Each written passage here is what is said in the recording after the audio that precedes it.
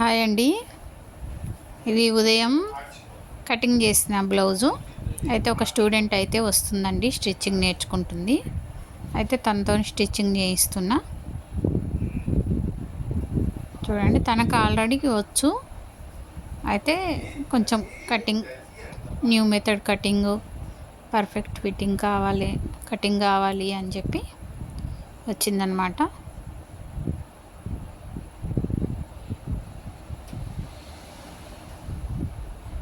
చూడండి, స్టిచ్చింగ్ అయితే బాగానే చేస్తుంది. అయితే నేను ఒక్కొక్కరు స్టిచ్చింగ్ ఒక్కొక్కలాగా చేస్తారండి. అందరూ ఒకేలాగా స్టిచ్చింగ్ చేయరనమాట. ఒకేలాగా ఎందుకు చేయరు అంటే, ఇప్పుడు షేప్ పట్టీలు ఉన్నాయి, లోడింగ్ పద్ధతిలో చేస్తాం. కొంచెంమంది నార్మల్గా కుట్టేస్తారు, కొంచెంమంది డాట్ ఎక్కువ పడతారు, కొంచెంమంది తక్కువ, అట్లా రకరకాలుగా ఉంటుందన్నమాట స్టిచ్చింగ్ కూడా. అయితే ఇప్పుడు నేనైతే ఎలా చేస్తానో అది చెప్పుకుంటూ తనకి స్టిచ్చింగ్ చేయిస్తున్నా. ఇక్కడ మళ్ళీ చూపించిన అనమాట, నేను చూపించిన, ఇంకా మళ్ళీ తను సిస్టర్ చేస్తుంది కటింగు. ఒక దగ్గర చూపిస్తున్నా అనమాట. అంటే మనం లైనింగ్ అటాచ్ చేసేటప్పుడు కూడా బుంగలుగా రాకుండా, ముడతలు రాకుండా ఎలా చేసుకోవాలి అనేదాన్ని నేను కొన్ని టిప్స్ చూపిస్తున్నా తనకి. అది స్టిచ్చింగ్ అయితే చేసేస్తుంది అనమాట. ఓకేనా ఫ్రెండ్స్, మీరు ఎవరైనా స్టిచ్చింగ్ నేర్చుకోవాలి అనుకుంటే తప్పకుండా కాంటాక్ట్ అవ్వండి.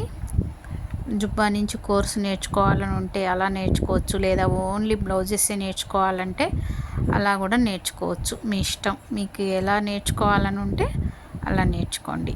ఓకేనా. ఇక్కడ డాట్ చూడండి, నేను చూపిస్తున్నాను అనమాట. డాట్ ఎలా వేసుకోవాలి, మనకు డాట్ వేసిన తర్వాత మళ్ళీ మన నడుము అనేది కరెక్ట్గా వచ్చిందా లేదా ఎలా చూసుకోవాలి. చాలామంది ఏంటంటే అది చూసుకోరు, డాట్ చిన్నగా వేస్తారు, పెద్దగా వేస్తారు. అట్లా వేయొద్దనమాట, కరెక్ట్గా రావాలి డాట్ అనేది. అట్లా తనకి చూపించి నడుము కొలిసి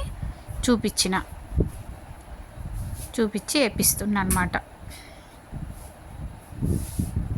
కానీ నిన్న స్టిచ్చింగ్ చేసిన బ్లౌజు ఆ సిస్టర్ తీసుకెళ్ళిపోయింది, అందుకని మళ్ళీ అన్ని సైజ్ బ్లౌజ్తోనే చూసుకుంటున్నాం.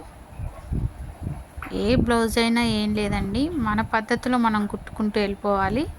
వాళ్ళ బ్లౌజ్ అటు ఇటు ఉన్నా మనం మాత్రం సరి చేసి నీట్గా కుట్టాలన్నమాట. ఇక్కడ ఆల్రెడీ తనకు కొంచెం వచ్చు కాబట్టి డైరెక్ట్ కుట్టిపిస్తున్నా. రాని వాళ్ళకైతే కొంచెం క్లాత్ తెచ్చుకొని వాళ్ళని సొంతంగా కటింగ్ చేసి ఆ బ్లౌజుల మీదనే, వాళ్ళ సొంత బ్లౌజుల మీదనే స్టిచ్చింగ్ నేర్పిస్తాం అన్నమాట. ఇప్పుడు తనకు వచ్చు కాబట్టి డైరెక్ట్ బ్లౌజ్ మీదనే చూపిస్తున్నా. డాట్లు అనేవి కొంచెం అటు ఇటు అయినాయి అన్నమాట. మళ్ళీ నీట్గా కుట్టింది ఇప్పేసి.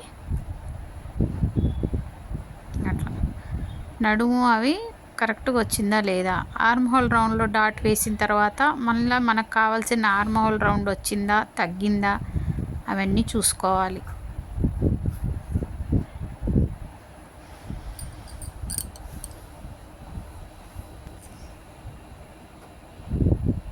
ఇక్కడ నేను నడుము పట్టీ కోసం క్లాత్ని కటింగ్ చేస్తున్నా, తను షేప్ పట్టీలు స్టిచ్చింగ్ చేస్తుందండి. అయితే లోడింగ్ పద్ధతిలో ఎలా చేయాలో చెప్తున్నా అనమాట. చాలామంది నార్మల్గా చేస్తారు కదా, అలా చేయొద్దు. ఇప్పుడు ఇవి మనం లైనింగ్ పీసెస్ ఏమో 4 తీసుకోవాలి, మెయిన్ క్లాత్ ఏమో 2 తీసుకోవాలి. ఇట్లా కుట్టాలని చూపిస్తున్నా తనకి.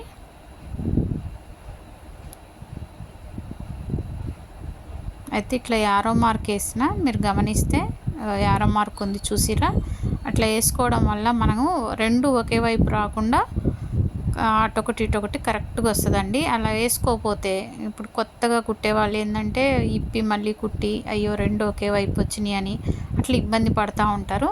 అలాంటి చిన్న చిన్న టిప్స్ పాటించడం వల్ల ఏంటంటే కరెక్ట్గా వస్తాయి అన్నమాట, తప్పుకోకుండా. ఇప్పుడు ఇంకో క్లాత్ పైనుంచి వేస్తాం కదా లైనింగ్ పీస్, దాన్ని మనం పొడవులో కాకుండా లూజులో కొంచెం ఎక్కువ తీసుకుంటాం. ఎందుకంటే తిప్పి వేసినప్పుడు మనకి టైట్గా పట్టకుండా ఉంటుంది అన్నమాట.